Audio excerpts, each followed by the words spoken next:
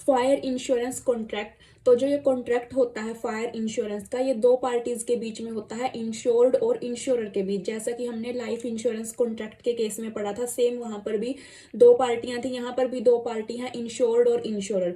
Insured means वो person जो insurance करवा रहा है, और इंश्योरर मीन्स वो कंपनी जो इंश्योरेंस कर रही है। तो ये दो पार्टीज के बीच में कॉन्ट्रैक्ट होता है फायर इंश्योरेंस का। लेकिन फायर इंश्योरेंस का मीनिंग क्या था?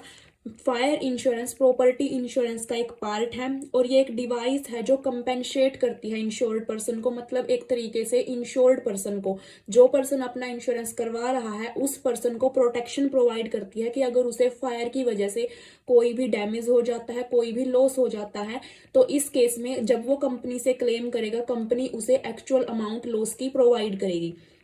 लेकिन फायर इंश्योरेंस के केस में कंपनी सिर्फ रियल लॉस को ही कवर करेगी यहाँ पर, और एक्चुअल अमाउंट जो होगी लॉस की वही पे करी जाएगी। तो अब जो ये फायर इंश्योरेंस का मीनिंग था ये, तो अब जो ये इंश्योरेंस है फायर इंश्योरेंस कॉन्ट्रैक्ट, ये कुछ ना कुछ रूल्स और कुछ प्रिंसिपल्स के ऊपर बेस्ड है। तो इसके वो प्रिंसिपल्स क्या हैं? सबसे पहला प्रिंसिपल है इसका प्रिंसिपल ऑफ इंडेमनिटी। इंडेमनिटी के प्रिंसिपल का मतलब क्या है कि यहाँ पर इंश्योर्ड पर्सन सिर्फ अपने लॉस की एक्चुअल अमाउंट ही रिकवर कर सकता है। इंश्योरेंस कंपनी जितने का पर्सन को लॉस हुआ है सिर्फ उतनी ही अमाउंट पे करेगी, चाहे उसकी पॉलिसी कितने भी अमाउंट तक की हो, एक्चुअल लॉस तक की ही पेमेंट उसको की जाएगी। Right to recover only the actual loss, यहाँ पर इंश्योर्ड के पास राइट है सिर्फ एक्चुअल लॉस की अमाउंट को ही रिकवर करने का। एक्चुअल लॉस से ज्यादा कभी भी कंपनी उसको पे नहीं करेगी। अब जो ये प्रिंसिपल है इसका मेन ऑब्जेक्टिव क्यों है, क्यों कंपनी उसे सिर्फ एक्चुअल लॉस की अमाउंट ही पे करती है? इसका मेन प्रिंसिपल ये है कि जो इंश्योर्ड पर्सन है वो किसी भी तरीके से कंपनी से बेनिफिट ना ले सके, मतलब कि इंश्योरेंस करवा के वो किसी भी तरीके से बेनिफिट ना कमा सके। इसको रोकने के लिए कंपनी ने प्रिंसिपल बनाया है to place the insured in the same position as he was before the loss taken place. इसका मेन ऑब्जेक्टिव ये भी है कि जो इंश्योर्ड पर्सन है उसकी पोजीशन सेम बनी रहे, मतलब कि लॉस होने से पहले उसकी जो पोजीशन थी और लॉस होने के बाद भी उसकी वही पोजीशन बनी रहे, इसलिए कंपनी सिर्फ जितना लॉस हुआ उतनी ही अमाउंट पे करती है। अब इसको एग्जाम्पल से समझते हैं। मान लो किसी पर्सन ने कोई फायर पॉलिसी ली हुई है, फायर इंश्योरेंस कॉन्ट्रैक्ट लिया हुआ है अपने गुड्स के रिगार्डिंग, और उसने जो ये कॉन्ट्रैक्ट लिया हुआ है ये लिया हुआ है 2 लाख तक की अमाउंट का।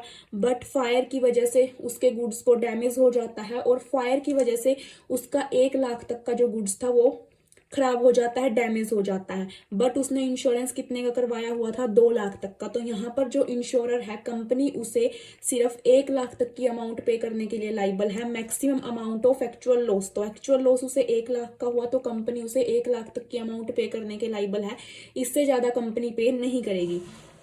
अब यहाँ पर दो पार्ट में डिवाइड कर दिया क्लेम को, एक तो कि एक्चुअल लॉस जितना हुआ है उतनी पेमेंट करेगी कंपनी, दूसरा पॉलिसी की जो मैक्सिमम अमाउंट है सिर्फ उतना पे करेगी। पॉलिसी की मैक्सिमम अमाउंट कब देखी जाएगी? जब अगर लॉस किसी पर्सन का जितने का उसने इंश्योरेंस करवाया हुआ है उससे ज्यादा हो।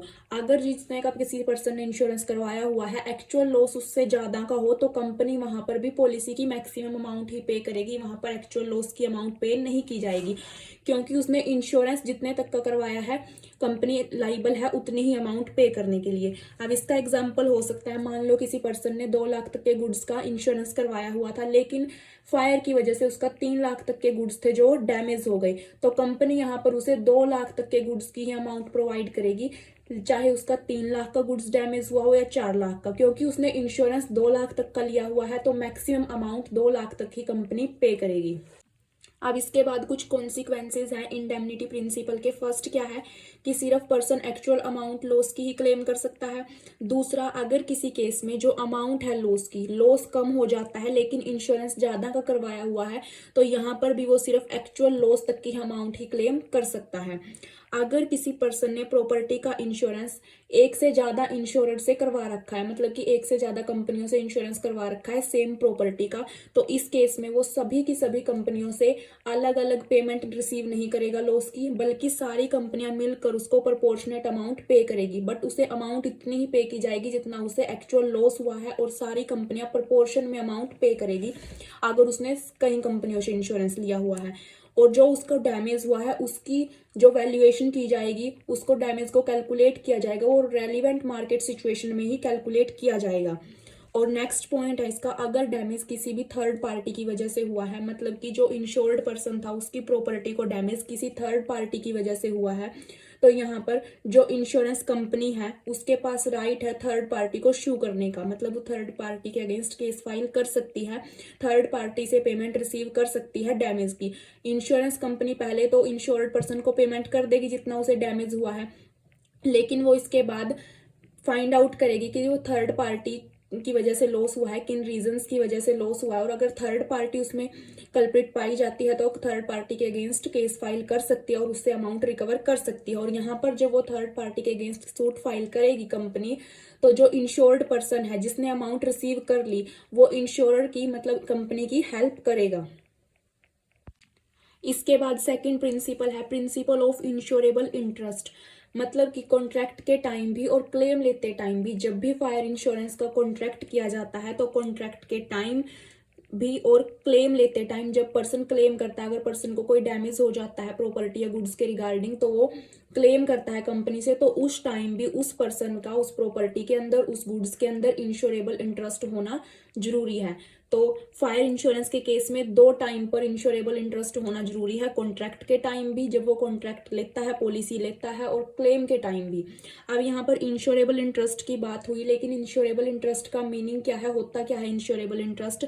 अगर कोई पर्सन किसी भी प्रॉपर्टी या गुड्स की एग्जिस्टेंस से उसे कुछ ना कुछ बेनिफिट हो रहा है, लेकिन अगर उस प्रॉपर्टी और गुड्स को डैमेज हो जाए तो वो पर्सन लॉस सफर करेगा, उस पर्सन को लॉस होगा, तो ये माना जाएगा कि उस प्रॉपर्टी के अंदर उसका इंश्योरेबल इंटरेस्ट है, क्योंकि जब वो प्रॉपर्टी है थी उसके पास वो गुड्स एग्जिस्टेंस में थे तो उसे उस वहां से बेनिफिट रिसीव हो रहा था, लेकिन अगर उस प्रॉपर्टी को कोई भी डैमेज हो गया तो उसे लॉस सफर करना पड़ा, तो यही माना जाएगा कि उसका उस प्रॉपर्टी के अंदर उस गुड्स के अंदर इंश्योरेबल इंटरेस्ट है। अब जो ये इंश्योरेबल इंटरेस्ट है, ये इंश्योरेबल इंटरेस्ट किस टाइप का इंटरेस्ट होगा? ये फाइनेंशियल इंटरेस्ट। इंश्योरेबल इंटरेस्ट का मतलब उस प्रॉपर्टी के अंदर उस गुड्स के अंदर फाइनेंशियल इंटरेस्ट से है, यहाँ पर किसी भी इमोशनल इंटरेस्ट को, इमोशनल लॉस को, इमोशनल रिस्क को कवर नहीं किया जाएगा। जैसे कि हमने लाइफ इंश्योरेंस के केस में भी पढ़ा था और अब फायर इंश्योरेंस के केस में भी सेम यही बात है कि यहाँ पर सिर्फ फाइनेंशियल लॉस, फाइनेंशियल इंटरेस्ट, मतलब हर चीज के आगे फाइनेंशियल वर्ड लगेगा, किसी भी टाइप के इमोशनल रिस्क को, इमोशनल लॉस को यहाँ पर इंक्लूड नहीं किया जाएगा। और एक कॉन्ट्रैक्ट जिसके अंदर इंश्योरेबल इंटरेस्ट नहीं है, विदाउट इंश्योरेबल इंटरेस्ट, वो कॉन्ट्रैक्ट पूरी तरह से वॉइड होगा। इसके बाद थर्ड प्रिंसिपल है principle of utmost good faith. इसका मतलब क्या है? जैसे कि दो पार्टीज हैं, कॉन्ट्रैक्ट करते हैं जब हम फायर इंश्योरेंस का, इंश्योर्ड और इंश्योरर, तो दोनों पार्टीज के बीच में गुड फेथ का होना जरूरी है। गुड फेथ का मतलब यहाँ पर इस बात से है कि दोनों की दोनों पार्टीज अपने सारे मटेरियल फैक्ट्स एक दूसरे को डिस्क्लोज करेंगी, क्योंकि दोनों पार्टीज को एक दूसरे के बारे में नॉलेज नहीं है, तो जब वो कॉन्ट्रैक्ट के अंदर एंटर करती हैं तो वो दोनों पार्टीज एक दूसरे को अपने सारे रूल्स, रेगुलेशंस, जितने भी कॉन्ट्रैक्ट के रिगार्डिंग इंपॉर्टेंट बातें हैं सारी की सारी डिस्क्लोज करेंगी। अगर कोई पर्सन अपनी प्रॉपर्टी का इंश्योरेंस करवा रहा है तो वो इंश्योर्ड पर्सन जो इंश्योरेंस करवा रहा है वो अपनी प्रॉपर्टी के रिगार्डिंग सारे के सारे मटेरियल फैक्ट कंपनी को बताएगा, क्योंकि प्रॉपर्टी उस पर्सन की है, कंपनी की नहीं है, तो कंपनी को उसके रिगार्डिंग कोई नॉलेज नहीं होगी। तो यहाँ पर उस पर्सन की रिस्पॉन्सिबिलिटी बनती है जो कॉन्ट्रैक्ट करवा रहा है कि वो कंपनी को सारे मटेरियल फैक्ट प्रॉपर्टी के रिगार्डिंग, अगर गुड्स का करवा रहा है इंश्योरेंस तो गुड्स के रिगार्डिंग सारे के सारे कंपनी को बताए। और इसके साथ साथ जो पर्सन इंश्योरेंस करवा रहा है, अब उसको कंपनी के बारे में नॉलेज नहीं है कि कंपनी के क्या रूल्स हैं, क्या रेगुलेशंस हैं, तो यहाँ पर कंपनी की रिस्पॉन्सिबिलिटी भी बनती है कि वो जिस पर्सन का इंश्योरेंस कर रही है तो उसको पॉलिसी के रिगार्डिंग, अपने कॉन्ट्रैक्ट के रिगार्डिंग सारी की सारी बातें पहले ही उस पर्सन के सामने मेंशन करें।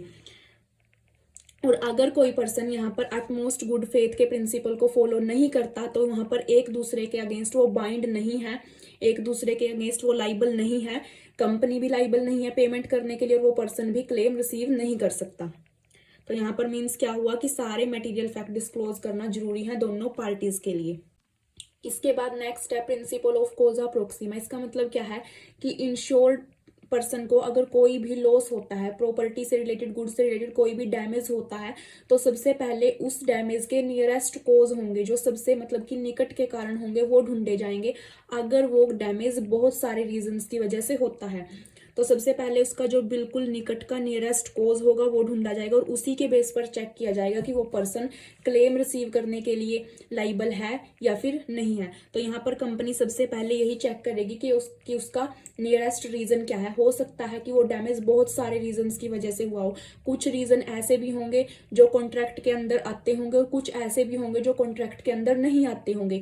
तो सबसे पहले उसका नियरेस्ट रीजन ढूंढा जाएगा और वो नियरेस्ट रीजन ढूंढने के बाद ये चेक किया जाएगा कि क्या वो कॉन्ट्रैक्ट के अंदर आता है। अगर वो कॉन्ट्रैक्ट के अंदर आता है तो कंपनी पे करने के लिए लाइबल है, अगर वो नहीं आता तो कंपनी पे करने के लिए लाइबल नहीं है।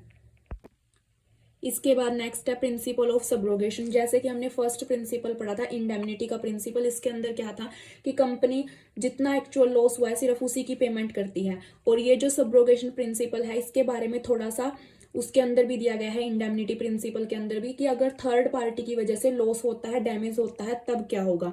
तो वही प्रिंसिपल है ये कि अगर किसी भी इंश्योर्ड पर्सन को थर्ड पार्टी की वजह से कोई भी लॉस होता है, डैमेज होता है, तो इस केस में इंश्योर्ड पर्सन के पास राइट है सबसे पहले तो कि वो थर्ड पार्टी से अपनी अमाउंट रिसीव कर ले, रिकवर कर ले जितना भी उसे लॉस हुआ है।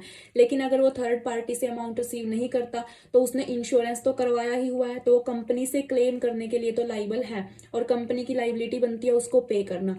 तो वो सबसे पहले क्या करेगा, कंपनी के पास जाएगा, कंपनी से क्लेम करेगा और कंपनी अगर उसको अमाउंट पे कर देती है तो जब उसने पर्सन ने इंश्योर्ड पर्सन ने कंपनी से तो ऑलरेडी वो अमाउंट रिसीव कर ली, तो अब कंपनी क्या करेगी, थर्ड पर्सन के अगेंस्ट सूट फाइल कर सकती है और कंपनी अपना जो भी अमाउंट उसने पे किया है इंश्योर्ड पर्सन को वो वहां से थर्ड पार्टी से रिकवर कर सकती है। और यहाँ पर जो इंश्योर्ड पर्सन होगा भले ही उसने कंपनी से पेमेंट रिसीव कर ली हो, लेकिन कंपनी जब थर्ड पार्टी को शू करेगी, थर्ड पार्टी के अगेंस्ट सूट फाइल करेगी, तो यहाँ पर इंश्योर्ड पर्सन की रिस्पॉन्सिबिलिटी बनती है कि वो कंपनी की हेल्प करे।